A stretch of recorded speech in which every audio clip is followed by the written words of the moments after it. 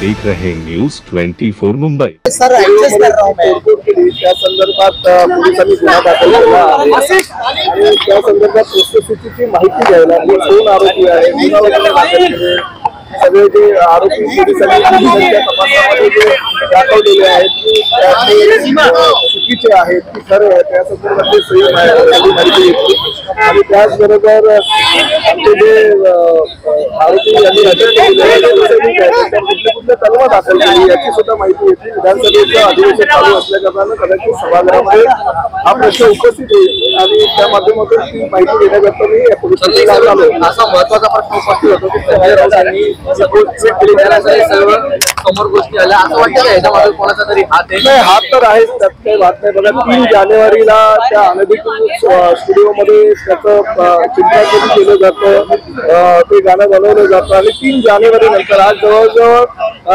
एक 70-72 दिवसानंतर जर तो जो स्टुडिओ आहे त्या स्टुडिओतून हे गाणं लीक केलं जात असेल किंवा बाहेर टाकलं जात असेल तर यामध्ये काहीतरी राजकारण असण्याची शक्यता नाकारता येत नाही आणि त्या गोष्टीला पोलिसांनी सांगितलंय की ह्या 70-75 दिवसाच्या कालावधीमध्ये ते गाणं का बाहेर आलं नाही आणि 3 जानेवारी नंतर अचानक कालच ते गाणं कसं काही बाहेर आलं याची सुद्धा खोलपणे जाऊन तुम्ही चौकशी करणं गरजेचं आहे। संजय राऊत असं म्हणतायत की कुठेतरी गृह खात्याचं फेल्युअर आहे, काल जी तोडफोड झाली एकनाथ शिंदे गटाकडून तोडफोड करण्यात आली हे कुठेतरी गृह खात्याचं फेल्युअर आहे, आता तुमच्यावर ते ढकलण्यात येतं नाही। आता संजय राऊतांना सकाळी काय म्हणायचं असतं हे रात्री सकाळी बोलत असतात, त्यामुळे कुणाचं काय फेल्युअर आहे याबद्दल त्यांनी न बोललेलं बरं। त्यांच्या कार्यकाळामध्ये काय काय घटना या मुंबईमध्ये घडत होत्या मुख्यमंत्री असताना किंवा महाविकास आघाडीचे गृहमंत्री असताना या विषयावर मला आता काही बोलायचं नाही।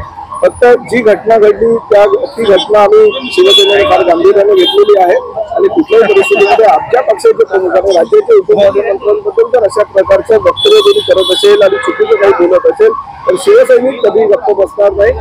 राहुल कनाल आणि सरवळकर यांच्या माध्यमातून जो काही प्रकार घडलेला आहे त्या प्रकाराचं आम्ही समर्थन करणार नाही, परंतु शेवटी ते शिवसैनिक आहे। मी मंत्रीनंतर आणि शिवसैनिक आधी आहे। आमच्या पक्षाच्या प्रमुखाबद्दल जर कोणी असं वक्तव्य करत असेल आणि तशा प्रकारचं चीड आणणारं गाणं जर कोणी प्रकाशित करत असेल तर निश्चितपणे